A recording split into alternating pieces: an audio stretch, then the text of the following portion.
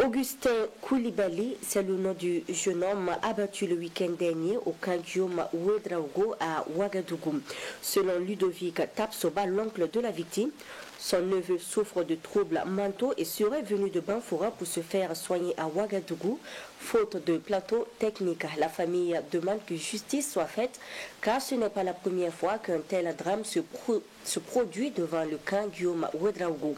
Abel Yerbanga a rencontré la famille. De tirer sur ces civils qui sont malades autour des camps. Vous n'êtes pas là pour ça, s'il vous plaît.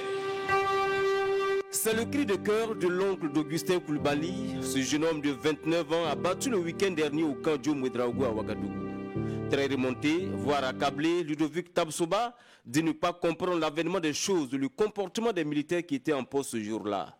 D'abord, il revient sur les faits. Pour lui, son neveu souffrirait de troubles mentaux et bénéficiait de soins depuis son arrivée de Banfoura le mois d'août dernier. Et vous vous rendez compte que son prochain rendez-vous était pour le 27 septembre 2022. Et voilà, malheureusement, voici sa pièce. Il est sorti et il n'est plus jamais revenu. Il ne pourra plus justement aller à ce rendez-vous. Et pour ses soins, il avait bien voulu suivre à partir de Ouagadougou, puisque Banfoura n'a pas justement ce plateau technique pour lui venir en aide. Malheureusement, ce jeune ne pourra plus jamais se faire soigner ou encore retourner à Banfoura. Alors qu'il était dans les environs de camp Guillaume Ouedraogo dans la nuit du 17 juillet dernier, ce jeune homme sera mortellement touché par une balle de la sentinelle.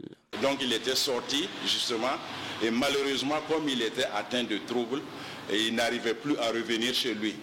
Et il s'est retrouvé malheureusement autour du camp. Mais on aurait dû éviter justement de l'abattre comme un vulgaire chien parce qu'il n'était ni armé, il n'était pas agressif, il ne savait pas comment revenir chez lui, c'est tout.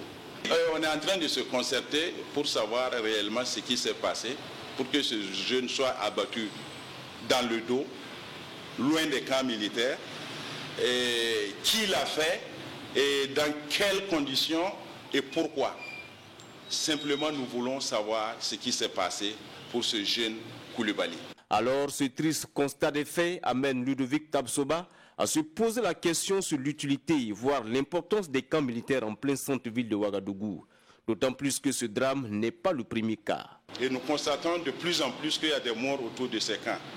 On se pose également la question pour savoir réellement la pertinence de ces camps militaires au sein de la ville de Ouagadougou. Est-ce qu'il y a lieu vraiment de les conserver? Est-ce qu'il n'y a pas lieu de mieux former les gens qui tiennent la sécurité autour de ces camps pour qu'ils puissent mieux maîtriser le maniement de ces AK-47 afin qu'il y ait moins de morts dans cette ville de Ouagadougou? Il y a urgence et le peuple est obligé de commencer à réagir sur la présence justement de ces camps militaires. Il y a combien de camps militaires autour de Ouaga? Dans la ville de Ouaga de 2 millions, alors qu'autour des zones de guerre, il n'y a même pas de militaires, il n'y a pas de camp militaire.